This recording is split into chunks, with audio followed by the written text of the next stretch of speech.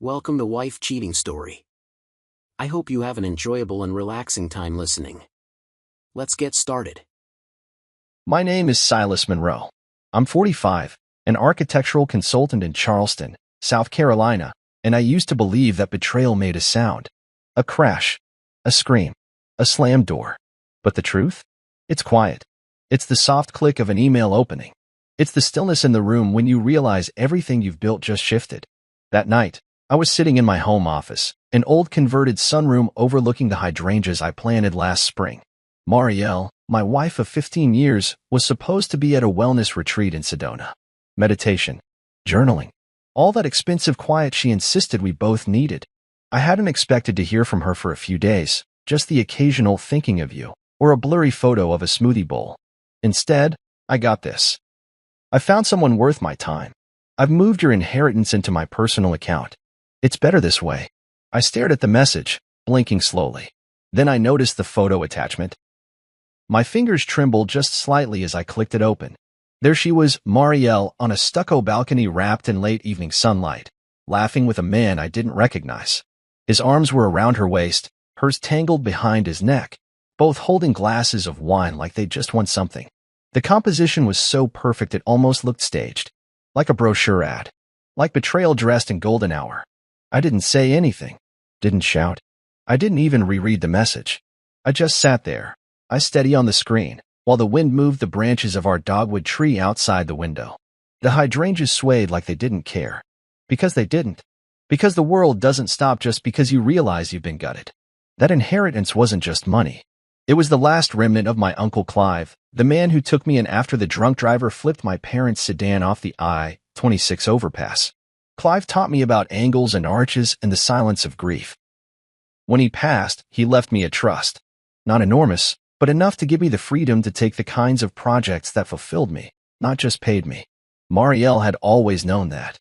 And now she thought she'd taken it from me. I read her words again. It's better this way. As if she were doing me a favor. As if erasing me from the equation of my own life was some sort of charity. I wrote 6 words in response. Thanks for letting me know. Then I closed the laptop.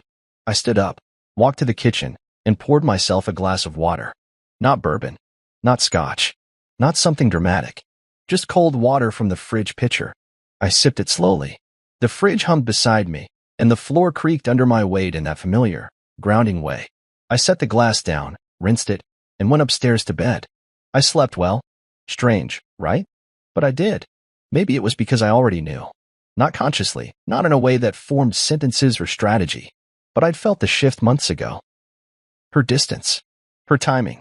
Her sudden interest in the details of Clive's estate when she'd never cared before. She hadn't just fallen out of love. She had reallocated it, like she was transferring funds from one account to another. But what she didn't know, what she couldn't know, was that I had already moved the real pieces long before she sent her little digital dagger.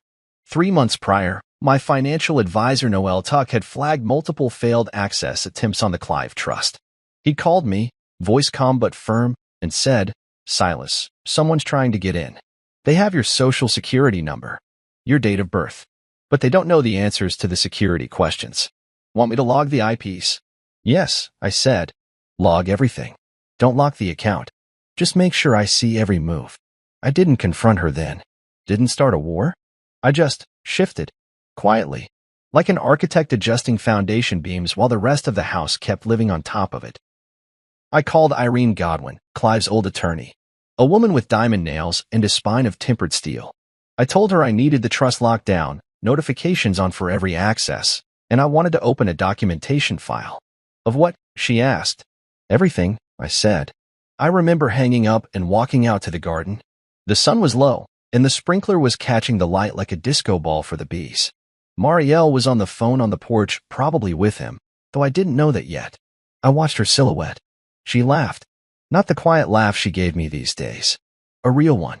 A full-body joy I hadn't heard from her since Clive died, maybe. I didn't feel rage. Just clarity.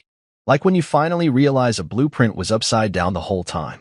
You flip it over, and everything makes sense. So no, I wasn't shocked by the email. I wasn't crushed.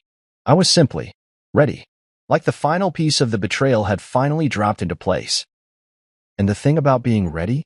You get to choose your next move without bleeding, without begging, without noise. She thought she had stolen the future, but I had already drawn a new one she wasn't invited to inhabit. And it started not with a scream or a confrontation, but with 6 quiet words and the clean rinse of a water glass in the kitchen sink, because she thought she had one. And I hadn't even started playing. I had seen the signs for months, but back then I convinced myself I was imagining things. You tell yourself you're just tired.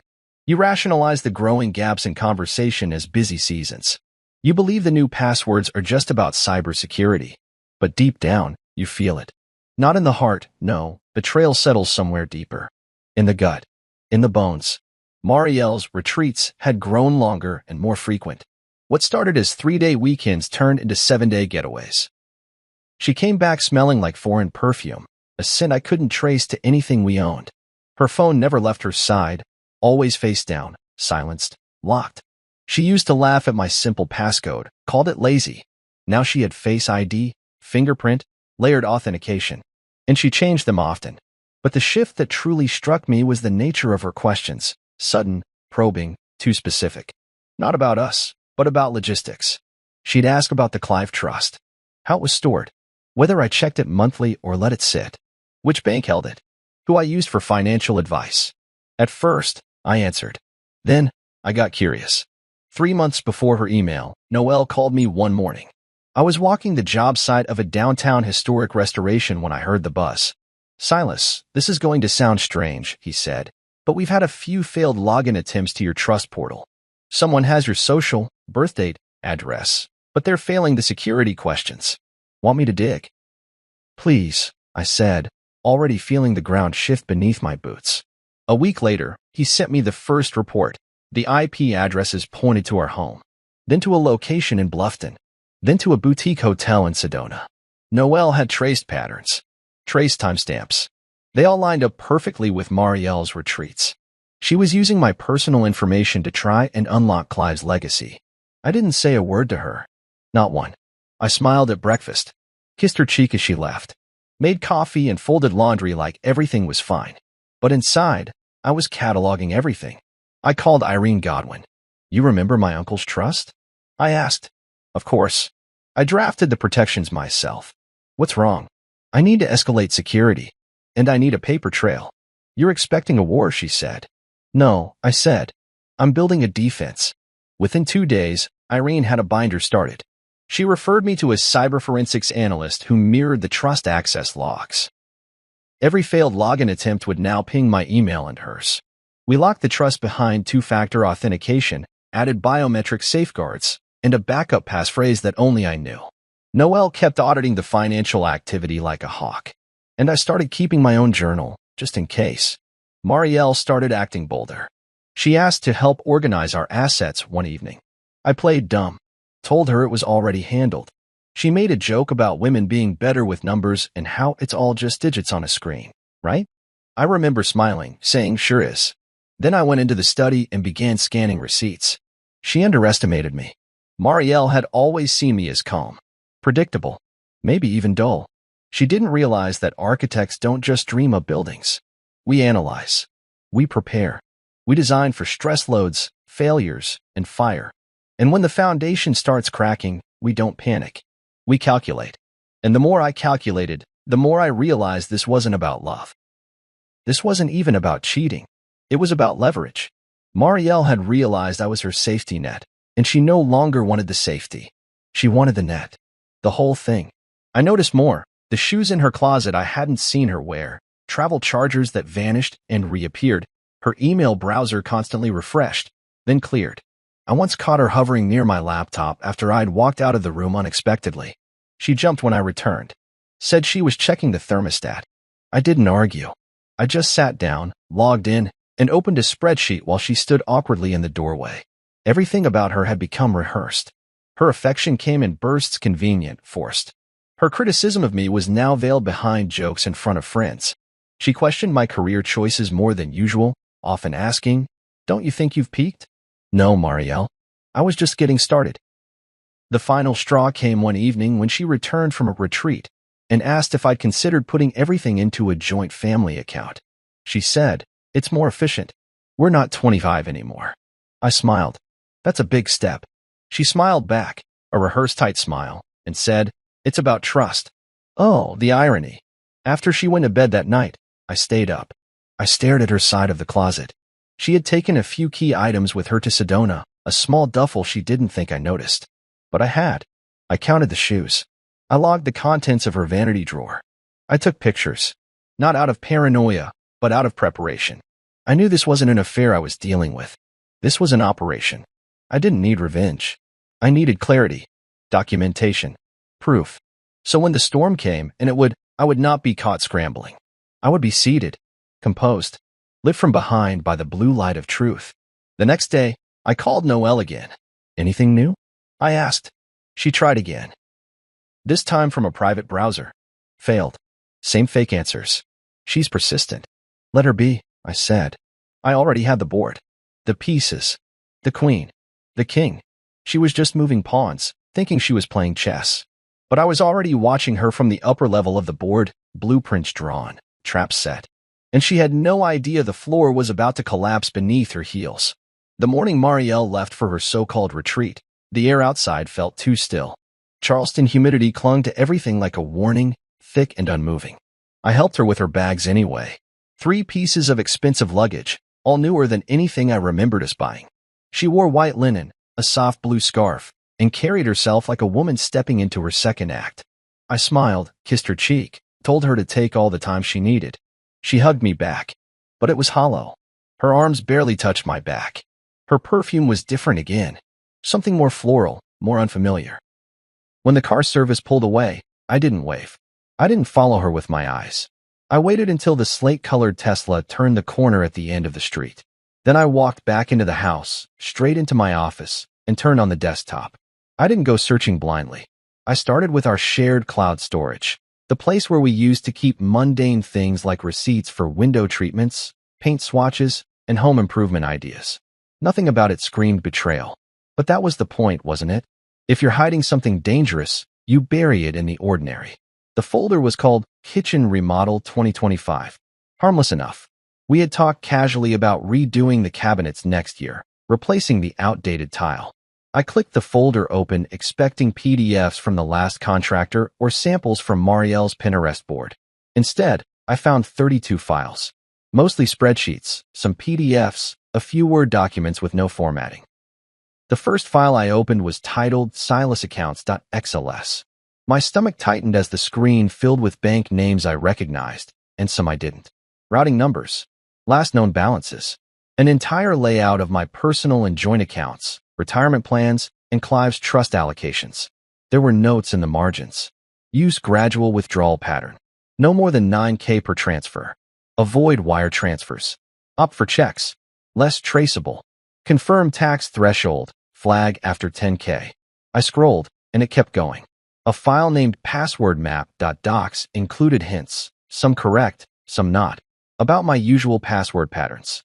Dates she remembered. Pets. Clive's birthday. She hadn't just guessed.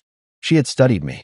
Another file contained screenshots, my investment dashboards, bank portals, even the email thread between me and Noelle about moving a portion of the trust into long-term bonds.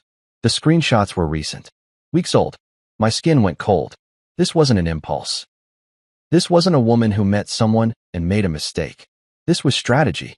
Deliberate, premeditated, surgically executed. She'd built a digital heist inside a folder labeled after our imaginary future. I clicked on one more file. Timeline.docs. It was a short document, a breakdown of projected funds and steps. Phase 1. Obtain access to all account credentials. Phase 2. Redirect funds slowly into separate accounts. Phase 3. Shift location. New lease secured. Phase 4. Retain legal counsel, preliminary. Use trust ambiguity. Phase 5. Initiate departure once secure. The last line read, leave message. Let him think it was emotional, not structural. I leaned back in my chair. I don't remember breathing for a full minute. She had written it down. In plain text. All of it. She forgot to delete the blueprints of her betrayal. I wasn't sad. Not in that moment. I was stunned by the clarity of it.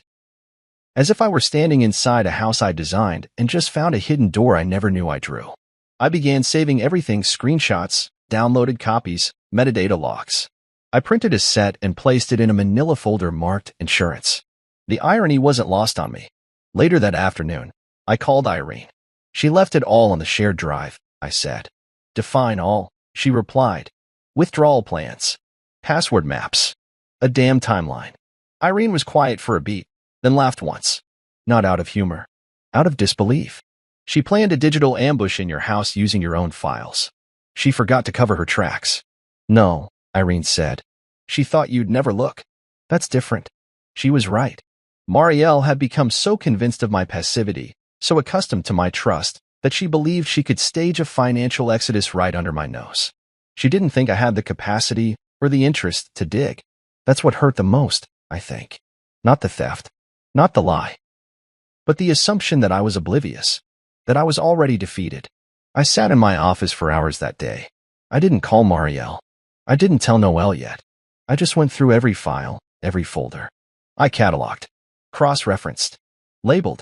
I made copies, encrypted backups, printed pages, and even mailed a set to my brother out of state with no explanation other than, hold onto this for me.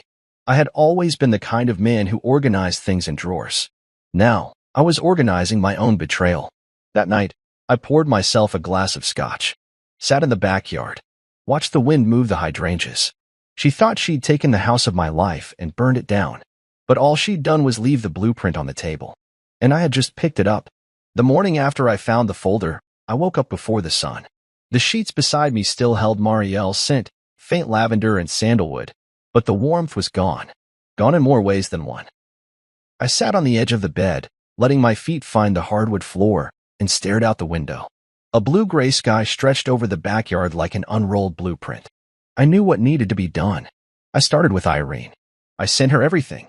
Screenshots, the retreat photo, the timeline document, the password spreadsheet, and a short message, initiate phase 1. Within the hour, she responded, received. You're not alone in this. Next, I called Noelle. He was already at his desk, probably sipping from his cracked, best uncle mug, the one his niece had given him years ago. Noelle, I said. She's gone full architect. You have proof. I have plans. I have execution. I have the motive, the money trail, and the man. Noelle whistled low. Then it's time to shut the valves. He locked all active pipelines between our joint accounts and notified the banks. He flagged every transaction Marielle had touched in the last year. By noon, every dollar she'd siphoned from joint accounts was mapped and matched with a timestamp. I couldn't get it all back, but I could stop the bleeding. After lunch, I called Tobias Lane. Tobias wasn't your average divorce attorney. He was tactical, quiet. He didn't advertise. He didn't have a glossy website. Most of his clients came through private referrals, people who didn't want war, but if war came, they wanted to win without noise. His assistant answered, voice crisp. Mr. Monroe? Tobias has availability at 4 today. Perfect. At 3:55 p.m., I walked into his office tucked above a boutique bookstore. It smelled like cedar and ink. Tobias greeted me without a handshake, just a nod and a chair pulled out across from his desk. Tell me what happened, he said. I laid it all out. Every document, every file, every movement. I showed him Marielle's email, her digital footprints, her apartment lease in Arizona, her new partner. Tobias didn't blink once. He read in silence. Took notes in a tight, precise script. When I was done, he leaned back. She's built her escape on sand, he said. She thought she had the title deed, but you still own the land. I don't want to make a public mess, I said. No scandal. No social media fodder. Just the cleanest exit possible with consequences she'll feel. He nodded. We don't file yet.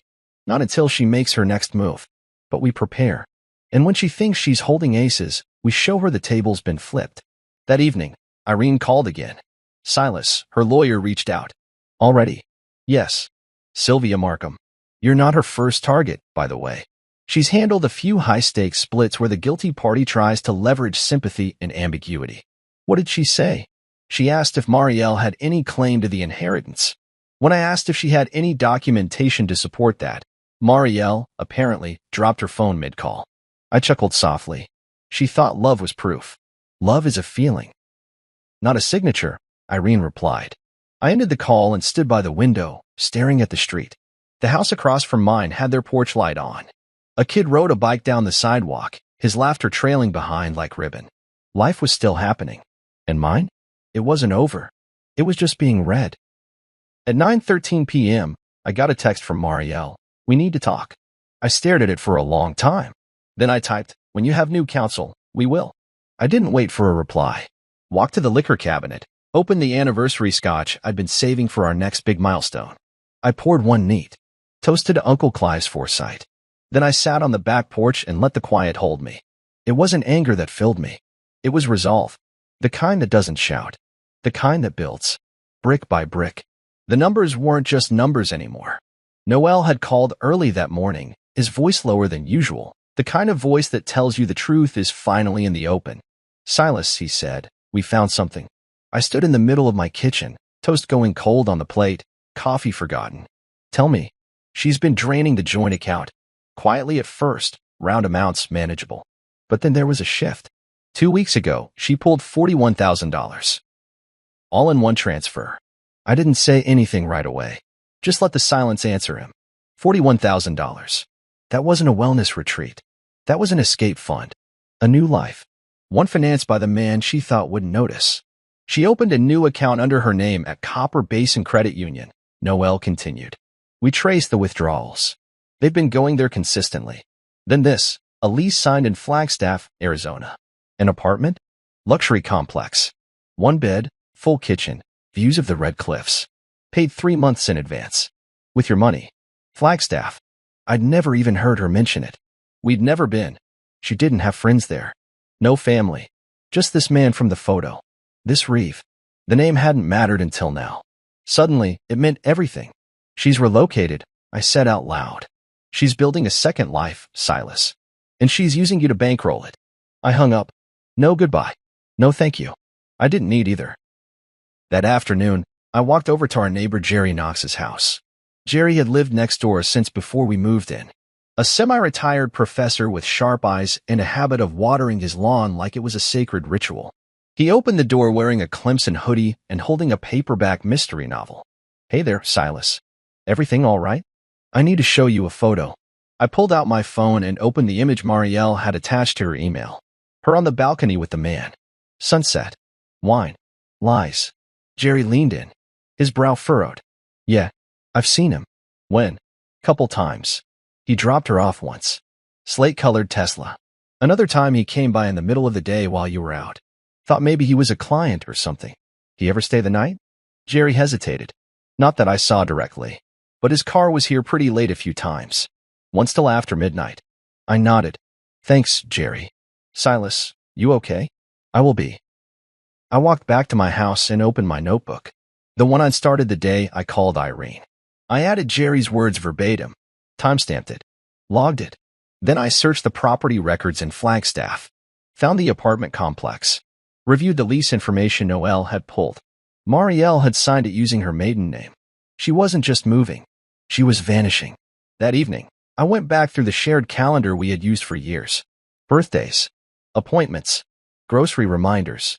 I noticed she'd added a note 3 weeks ago that simply read, Nourishment Reset, Westwell Retreat. Westwell. I Googled it. Found an Instagram page. There he was, Reeve Calder. Tagged in several photos. Former portfolio manager. Now a mindfulness mentor. His eyes too kind. His beard too trimmed. The kind of man who liked the sound of his own silence. I didn't reach out to him. Didn't send a message. I didn't need to. This wasn't about confrontation. This was about exposure. Understanding the full map of her betrayal. The apartment in Flagstaff came with a parking space, a community garden, and floor-to-ceiling windows. She hadn't left me for another man. She'd left for the fantasy of a life without me, sponsored by the man she thought wouldn't fight back. But I wasn't fighting. I was documenting. I was building. And the more I built, the more solid I became. At 10:47 p.m., I received another text from her. No apology. No hesitation. Just, we need to finalize this without lawyers. I didn't answer. I forwarded the message to Tobias. His reply was swift. Let her believe she still has ground to stand on. We'll remove it quietly. I closed the phone and sat in the middle of the living room floor. The space we once designed together. The rug she picked. The bookshelf I built. I looked around and realized how many things in this house were now just things. No meaning. No memory worth saving. So I stood up, picked up a box, and began sorting. When people think of betrayal, they imagine shouts, broken glass, the final slam of a door. But the real sting of betrayal leaves its fingerprints in data, in timestamps, in browser histories and IP logs. And thanks to Irene and Noel, I had everything I needed to trace every keystroke Marielle thought was invisible. By the time her lawyers started spinning the narrative, I was already 10 moves ahead. Sylvia Markham, the woman she retained after that dropped phone incident, sent her first email cloaked in polished legalese and subtle arrogance. Our client maintains that the funds in question were managed under mutual understanding and marital trust. Any transfers made were consistent with shared intentions for investment and future wellness ventures. Irene replied with surgical precision, attached her server logs, IP addresses, timestamps, and screenshots of repeated unauthorized access attempts to a protected family trust account. Furthermore, these documents include screenshots of files from a shared drive, detailing plans for fund reallocation and evasion tactics. We recommend a reevaluation of your client's approach before formal proceedings begin. That was the tone of our side, measured, irrefutable. No venom, just stone facts. Later that night, I opened the evidence binder I'd started and flipped through the pages. The forensic report was my favorite. I know that sounds cold, but it wasn't about satisfaction.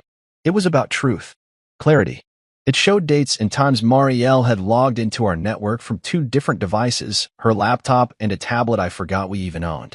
She used a VPN toward the end, probably at Reeve's suggestion, but not before leaving a trail clear as polished oak. The report detailed not only what she accessed, but when and from where. Each login attempt matched perfectly with her retreats. The notes also flagged certain odd behaviors. Copy/paste actions, screen captures, metadata timestamps. It even noted when she paused mid-action for long periods, probably deciding how deep she wanted to go.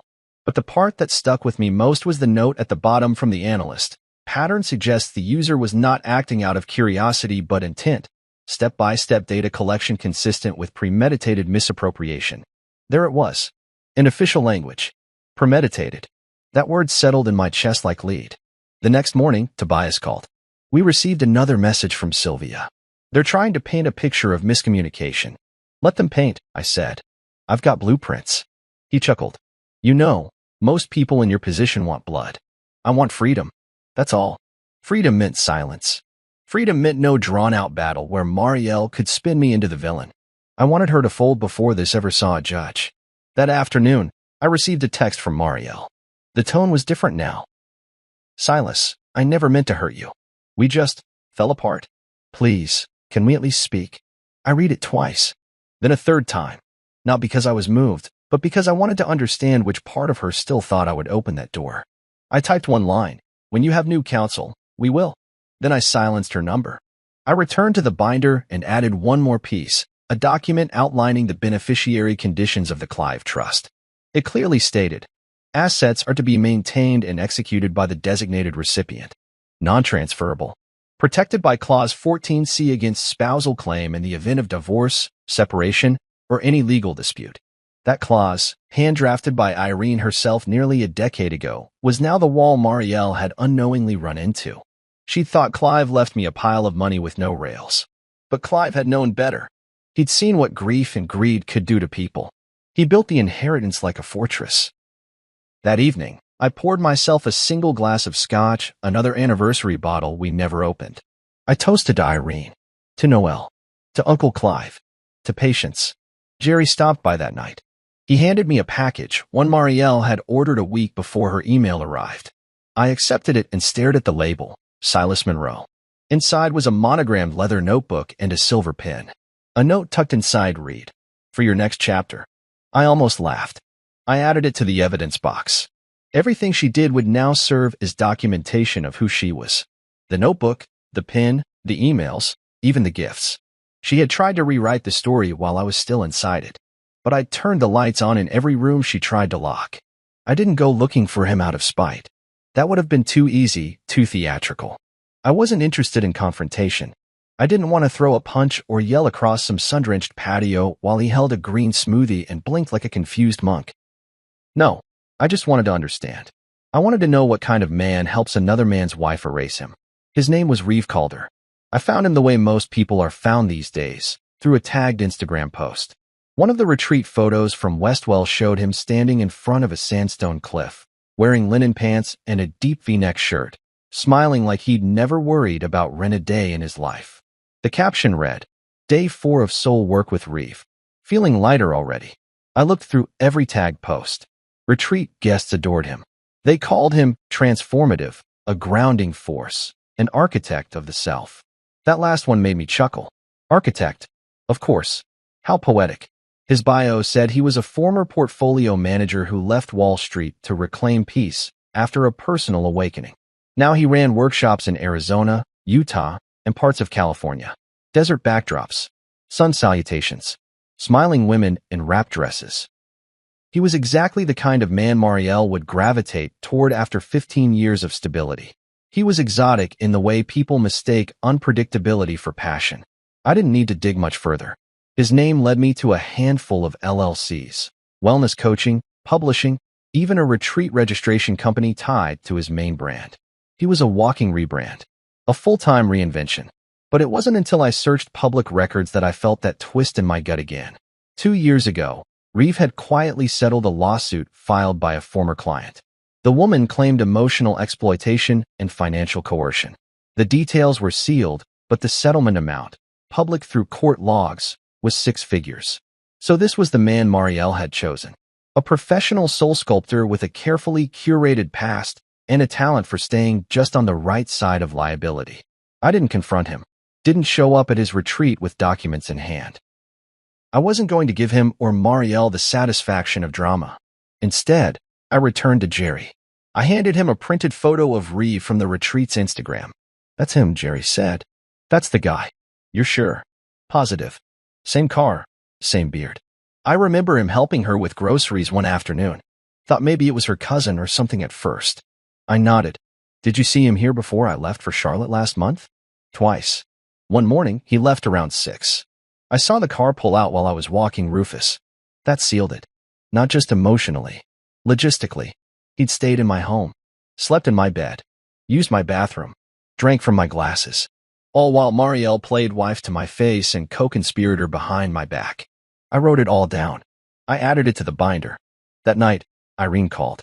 "We have enough now," she said. "More than enough. Do we use it?" "No," she replied. "We prepare it. So that if they push, we don't push back. We show them the cliff they're already standing on." I sat in my office after the call. The same room where I'd opened her email weeks ago. I stared at the walls, at the framed blueprint of my first solo project. The lines, the angles, the symmetry. Buildings didn't lie. They didn't cheat or gaslight or pretend. They stood or they didn't. And when they cracked, you either reinforced them or you walked away before they buried you. I thought about Reeve again. How confident he must have felt, standing beside her in that photo, believing he'd inherited a woman and her fortune in one swift sweep of charm and chakra alignment. But what neither of them understood was this: money has roots. Legacy has loss. And betrayal always leaves residue. I poured a glass of water, sat at the kitchen table, and opened the leather notebook she'd mailed to me. "For your next chapter," the note inside read. The irony made me grin. So I turned to the first blank page and wrote, Chapter 1. "You underestimated the wrong man." Then I closed it. Reeve wasn't my enemy. He was a symptom. Marielle's choice. A mirror reflecting exactly what she wanted to see. I didn't hate him. I didn't even pity him. I just understood him now. And that was enough. The message came in on a Thursday morning, while I was reviewing blueprints for a new conservation library downtown. My phone buzzed once. Tobias. I answered on the second ring. "They folded," he said. I didn't respond right away. I just exhaled.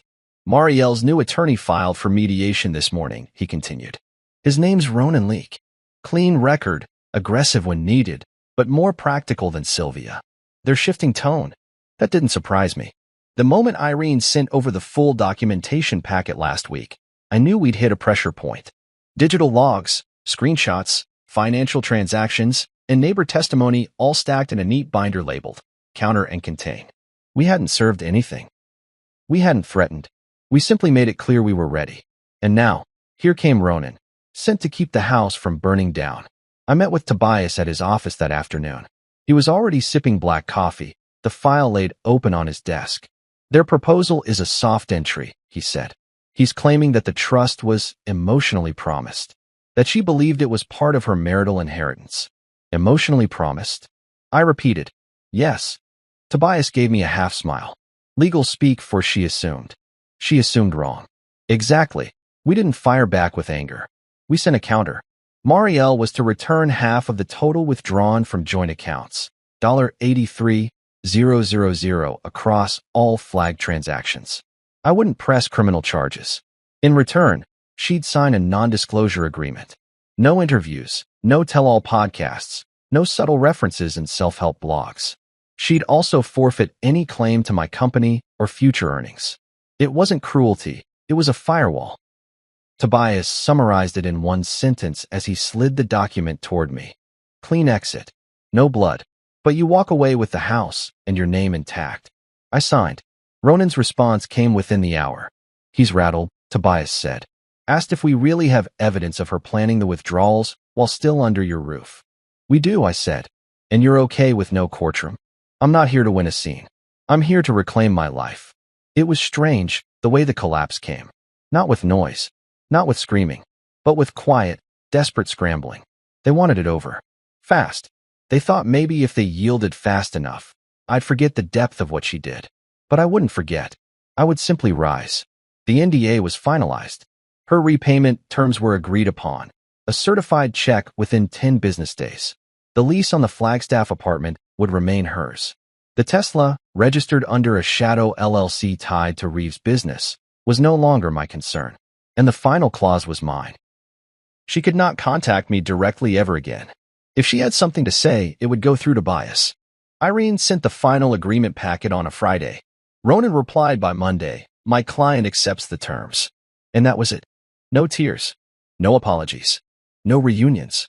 Just a quiet end to a carefully orchestrated betrayal. I spent the next few days packing up corners of the house. I found an old photo of us from our early days. Marielle in an oversized sweater, me holding up a ceramic mug she'd accidentally shattered but glued back together like it was art. We were smiling like two people who believed in forever. I didn't throw it out. I just slipped it into a manila envelope labeled past and filed it away. Because I wasn't at war anymore. I was rebuilding. Every night that week, I took a single box out of the house. Little by little, like easing a structure off unstable ground. My new studio downtown would be ready in 2 weeks. Until then, I was already living somewhere else. Mentally, emotionally, the house wasn't a home anymore. It was a monument, one I had no need to worship. Ronan tried to add a final clause. He suggested a statement acknowledging that no malice was intended. Tobias sent back a single sentence. Intentions are not the same as actions. They dropped the clause. And when the check arrived certified, clean, and exact, I deposited it without ceremony. Just another page in the blueprint. Another weight lifted. Later that night, I opened my inbox. A message sat unread from Irene. No subject line. Just a scanned copy of a hand-drawn amendment Clive had filed 2 years before his passing. In it, he'd added a simple clause. If Silas is ever betrayed or legally targeted by a spouse, this trust is to shield him. Fully. No contest. I stared at it. The old man had known. Not about Marielle. Not specifically. But about people, about the world. I raised my glass. To you, Clive, I said into the silence. You planned for a storm I never saw coming. And now that the storm had passed, I wasn't soaked. I was clean.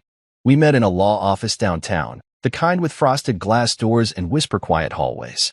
The kind of place where stories don't echo, where endings are inked instead of shouted. I arrived 10 minutes early. Tobias was already seated, flipping through the final printouts one last time. His posture relaxed, but eyes alert. She'll be here soon, he said. You don't have to say anything. Just sign, collect, and walk. I nodded. The room we were placed in felt like a conference room dressed up for a polite execution. Long walnut table, legal pads at every seat, 2 glass bottles of water in the center like a peace offering. Sunlight filtered through blinds, striping everything in pale gold. Then the door opened. Marielle walked in, flanked by Ronan. She wore black, tasteful, sharp. Not morning black. Power black. Her hair was darker than I remembered, shoulder length now, and pinned straight. She had always curled it for me. Her face was thinner, or maybe just strained. like someone trying not to be tired in front of someone they once loved. She sat across from me without a word. Ronan gave a small nod, produced the documents, and began laying them out. Tobias remained stone silent, letting the paper speak. The binder was open, the terms reviewed again. No disputes, no red lines. Just the gravity of ink waiting on intention. Marielle picked up the pen first. She flipped through the pages deliberately, slower than necessary, like she was hoping something would rise from the paper and change everything. But nothing did. She signed. Each name she scribbled seemed to take a little more breath from her lungs. But she didn't stop. Not until she reached the final line.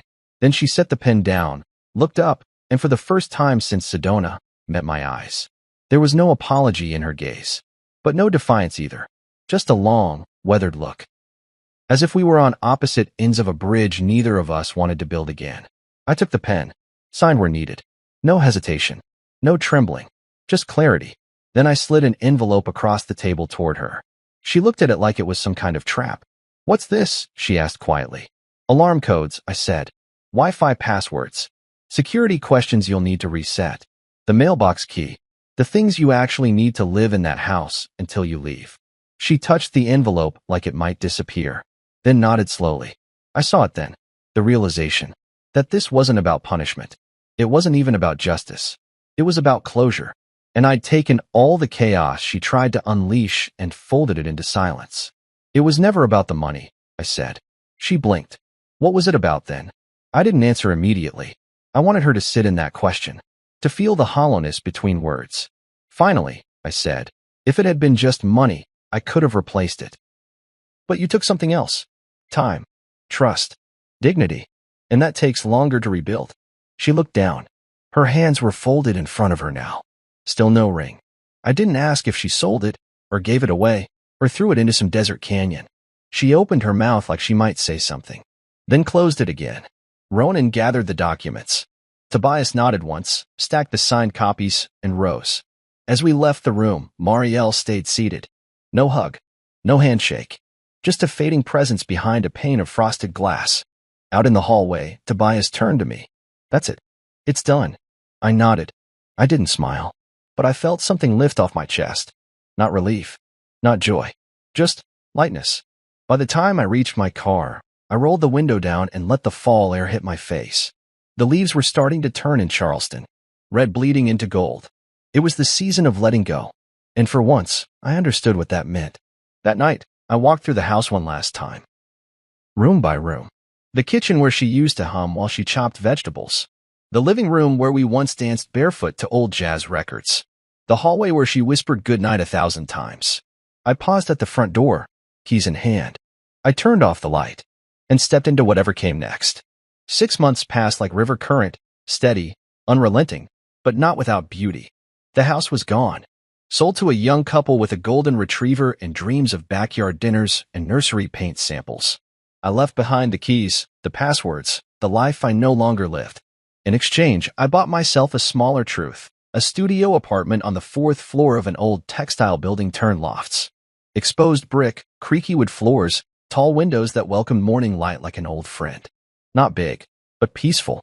Just enough. Most of Clive's inheritance stayed locked in place. But a portion, I repurposed it. Irene had once said that legacy is most powerful when it outlives emotion.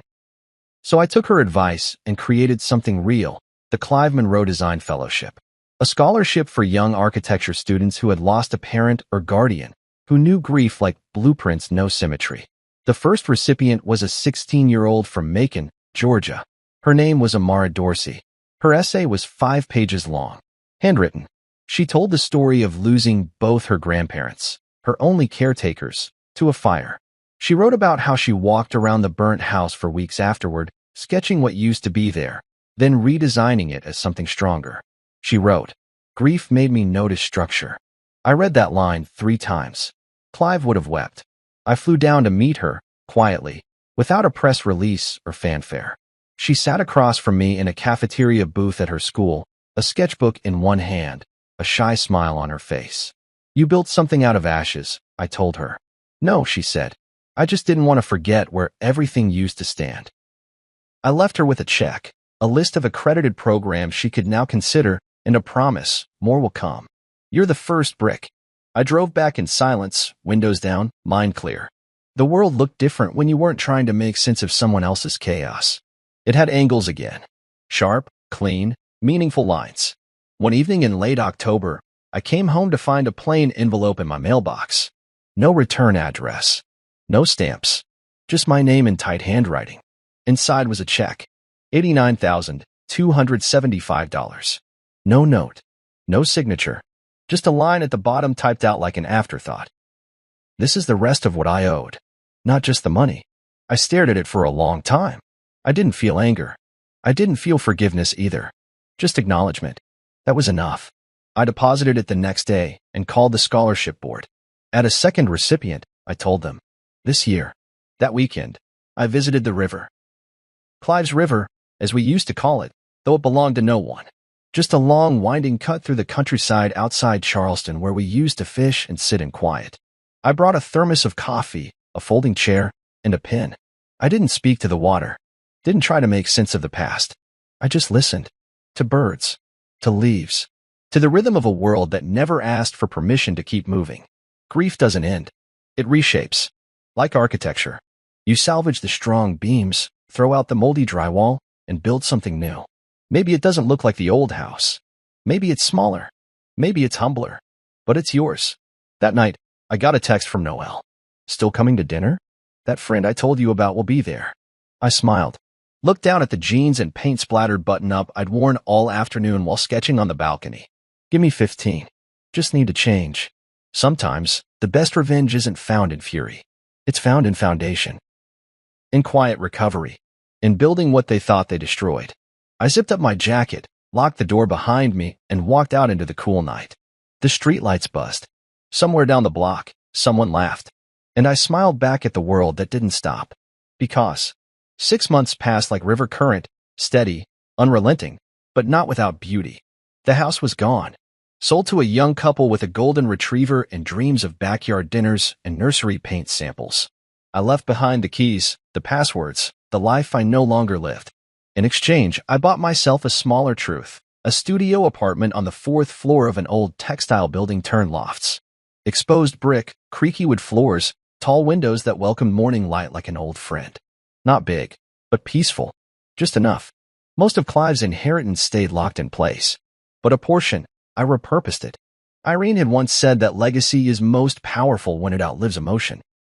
So I took her advice and created something real, the Clive Monroe Design Fellowship. A scholarship for young architecture students who had lost a parent or guardian, who knew grief like blueprints know symmetry. The first recipient was a 16-year-old from Macon, Georgia. Her name was Amara Dorsey. Her essay was 5 pages long. Handwritten. She told the story of losing both her grandparents, her only caretakers, to a fire. She wrote about how she walked around the burned house for weeks afterward, sketching what used to be there, then redesigning it as something stronger. She wrote, "Grief made me notice structure." I read that line 3 times. Clive would have wept. I flew down to meet her, quietly, without a press release or fanfare. She sat across from me in a cafeteria booth at her school, a sketchbook in one hand, a shy smile on her face. "You built something out of ashes," I told her. "No," she said. "I just didn't want to forget where everything used to stand." I left her with a check, a list of accredited programs she could now consider, and a promise, more will come. You're the first brick. I drove back in silence, windows down, mind clear. The world looked different when you weren't trying to make sense of someone else's chaos. It had angles again. Sharp, clean, meaningful lines. One evening in late October, I came home to find a plain envelope in my mailbox. No return address. No stamps. Just my name in tight handwriting. Inside was a check. $89,275. No note. No signature. Just a line at the bottom typed out like an afterthought. This is the rest of what I owed. Not just the money. I stared at it for a long time. I didn't feel anger. I didn't feel forgiveness either. Just acknowledgement. That was enough. I deposited it the next day and called the scholarship board. At a second recipient, I told them. This year, that weekend, I visited the river. Clive's River, as we used to call it, though it belonged to no one. Just a long, winding cut through the countryside outside Charleston where we used to fish and sit in quiet. I brought a thermos of coffee, a folding chair, and a pin. I didn't speak to the water, didn't try to make sense of the past. I just listened. To birds, to leaves, to the rhythm of a world that never asked for permission to keep moving. Grief doesn't end. It reshapes. Like architecture. You salvage the strong beams, throw out the moldy drywall, and build something new. Maybe it doesn't look like the old house. Maybe it's smaller. Maybe it's humbler. But it's yours. That night, I got a text from Noel. Still coming to dinner? That friend I told you about will be there. I smiled. Looked down at the jeans and paint-splattered button-up I'd worn all afternoon while sketching on the balcony. Give me 15. Just need to change. Sometimes, the best revenge isn't found in fury. It's found in foundation. In quiet recovery. In building what they thought they destroyed. I zipped up my jacket, locked the door behind me, and walked out into the cool night. The streetlights buzzed. Somewhere down the block, someone laughed. And I smiled back at the world that didn't stop. Because neither did I.